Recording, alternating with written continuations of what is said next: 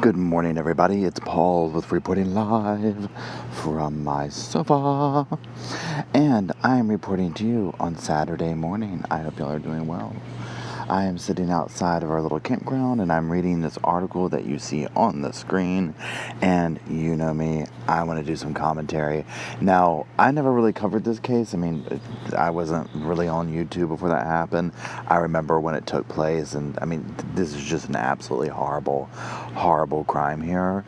And so I don't want to go too much into the details of the case, because really what I want to focus on is Jayme's letter that she wrote. I think I did a couple of videos on this before, but not the letter. I'm sorry, I jumped around. Maybe the case, I did a video here or there on it, but I never went in depth with it. I just want to clarify that. But I'm sitting here having my morning coffee and reading her the letter that they read before sentencing. And you know, one thing that I was sitting here thinking before I even read this, her letter was, I can remember being a kid, and I think the scariest thing ever would have been something like this happening. Your parents, being taken away on any level, but traumatically like this, and the way it went down. This is literally what childhood nightmares are made out of. I get not just childhood, every other nightmares, but when you're also, all of us have fears of losing our parents, but when you're still in that zone in life where they provide you everything, I think it's even scarier, if that makes sense.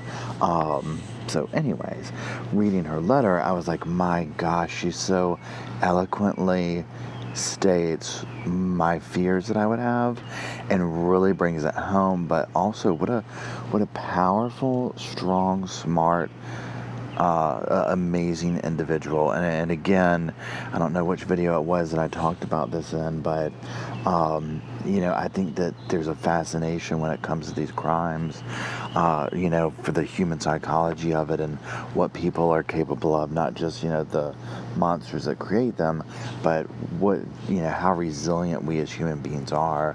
And I think there's so much that can be learned from the victims who are able to overcome this, and how they overcome them and how they move on, and, their strength and endurance. So anyways, with that being said, let's move on here. And I want to make a little bit of commentary after that about some of the things that were said to the case, so we'll get into that. But let me find this. Please hold. Now, so you already know, real quick, he's got 2 life terms in prison without parole. And I think that he was probably being lucky when he got that. He pleaded guilty, which we'll get into that. Let's see here. Okay, so let's get to her letter. I'm just going to read this out loud and stop and do some commentary along the way. So here we go. Last October, Jake Patterson took a lot of things that I love away from me. It makes me the most sad that he took away my mom and dad. I loved my mom and dad very much, and they loved me very much. They did all they could to make me happy and protect me. He took them away from me forever. Okay, so pause. That gives me goosebumps reading that. What a horrible thing. We already know it's horrible. I don't need to say that, but it just, this crime just irks me to no end. I don't know what he was thinking, and obviously he wasn't. Let's continue. I felt safe in my home, and I loved my room and all of my belongings. He took all of that too. I don't even want to see my home or my stuff because of the memory of that night. My parents and my home were the most important things in my life. He took them away from me in a way that will always leave me with a horrifying memory. That right there is what I'm talking about. When you're a kid, that's your world. The bubble that your parents create for you is your world. Your things, your world, your home, your parents, your pets, whatever it is that makes that bubble up. That's what you know. The outside world exists, but it's kind of completely through the lens that your parents have created for it to exist, if that makes sense. And so when something like this takes place, where someone comes in there and not only takes you out of that bubble, but destroys the creators of it, how do you come back from that? Okay, let's continue. I have to have an alarm I have to have an alarm in the house just so I can sleep. I used to love to go out with my friends. I love to go to school. I love to dance. he took all of those things away from me too. It's too hard for me to go out in public. I get scared and I get anxious. These are just ordinary things that anyone like me should be about to do, but I can't because he took them away from me. So that right there, I mean, that would be expected. I mean, 100%.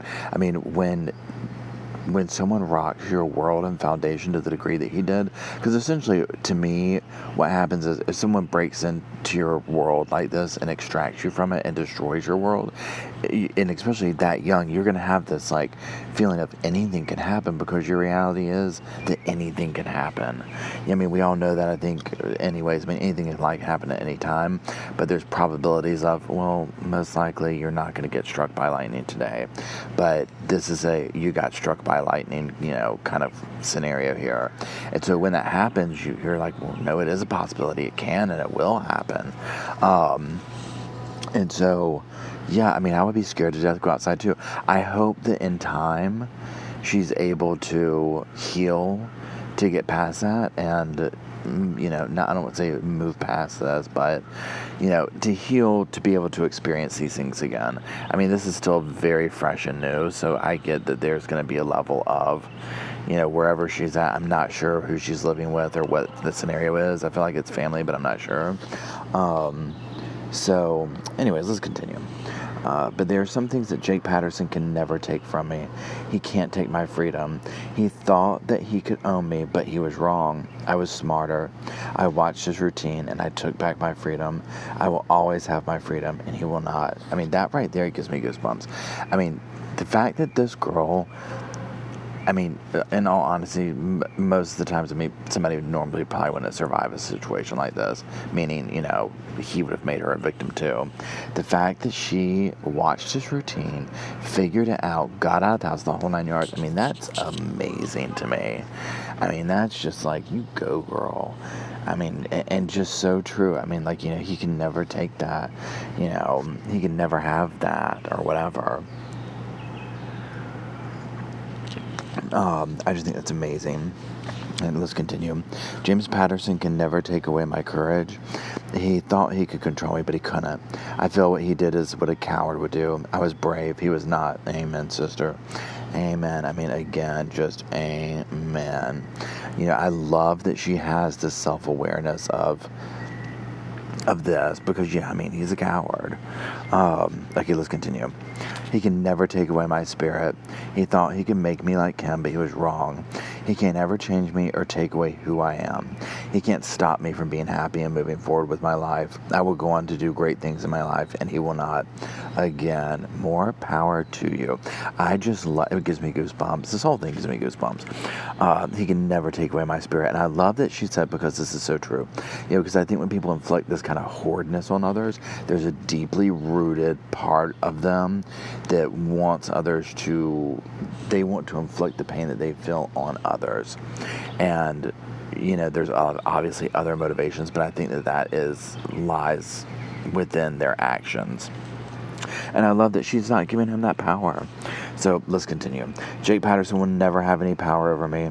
I feel like I have some power over him because I get to tell the judge what I think should happen to him.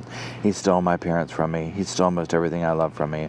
For 88 days he tried to steal me, and he didn't care who he hurt or what he killed to do that. He should stay locked up forever. I mean, that's just awesome. I mean, and she does have the power. The tables have turned in this situation. 88 days he kept her locked up. Can you imagine? I mean, can you imagine? I mean, I just am like, oh my goodness. So I love that she says that she has, she has this power over him, and yes, she gets to help the judge decide. I mean, she gets to give her input, and she says that the last line is the best. He should stay locked up forever, and he should. I mean, absolutely. And so now let's move on to the judge real quick. So the defense attorney argued that Patterson's admission of guilt was worth factoring into his sentencing, as he spared Jayme, her surviving family, and the Barron community further trauma that a trial would inevitably cause. I mean, are you kidding me?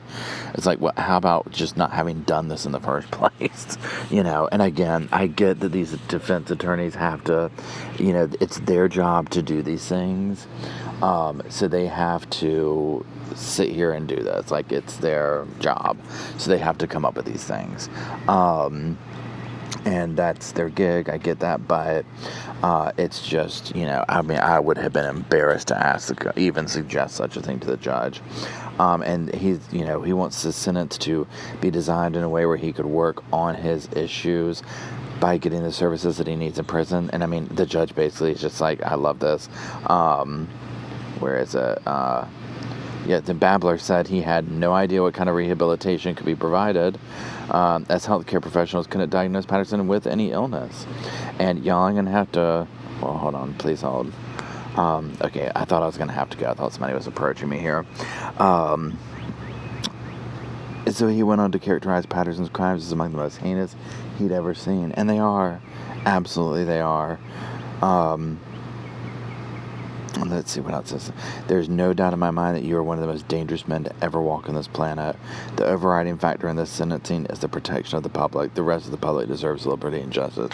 Amen to this judge, and amen to Jayme. I mean, my goodness. I mean, this guy, truly. And the fact that they're just like, we can't find anything wrong with you. You just naturally did something like this. Absolutely. I mean, hopefully, again, I always say this, hopefully we can learn something psychologically from him. I feel that psychologically there's something always to be learned, and whatever it is from these horrid acts that people do, I just feel like we can learn something from it. What sometimes I'm not sure, but medically and that kind of stuff, I feel like there's things that could be learned, and maybe we will, maybe we won't.